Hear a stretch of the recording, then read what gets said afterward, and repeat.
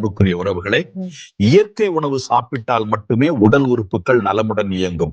இல்லையேல் மருந்தும் மாத்திரையும் இயற்கை உணவாக மாறும் காலம் வந்துவிடும். மனித உடலில் கண்ணுக்கு தெரியாமல் அமைதியாக வேலை செய்யும் ஒரு சிறிய உறுப்பு இருக்கிறது.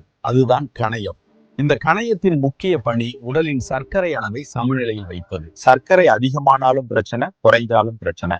அதை சரியான அளவில் வைத்திருப்பதுதான் கணையத்தின் மிகப்பெரிய பொறுப்பு. கணையம் இன்சுலின் போன்ற சுரப்புகளை உற்பத்தி செய்து உடலுக்குள் ஒழுங்கையும் சமநிலையும் நிலைத்திருக்க செய்கிறது.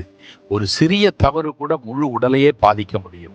இங்கேதான் கடவுளின் ஞானம் தெரிகிறது. மனித வாழ்க்கையும் இதே மாதிரிதான். எல்லாமே அளவோடு இருந்தால் நலம், அதிகமானாலும் தீங்கு, குறைஞ்சாலும் சிரமம். அதிக ஆசைனா வாழ்க்கையை குழப்பும், அதிக கோபமா உறவுகளை உடைக்கும், அதிக பயம் புள்ள முன்னேற்றத்தை தடுத்து நிறுத்தும், அதிக அலட்சியம் புள்ள வாழ்க்கையை சிதைக்கும். கணையம் நமக்கு சொல்லும் பாடம் என்ன?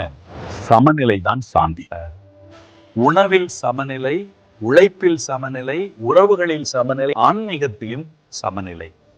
யாருக்கும் தெரியாமல் நம் வாழ்க்கையை ஒழுங்குபடுத்தி அளவோடு வாழ்ந்தால் ஆரோக்கியமும் அமைதியும் நம்மை தேடி வரும்.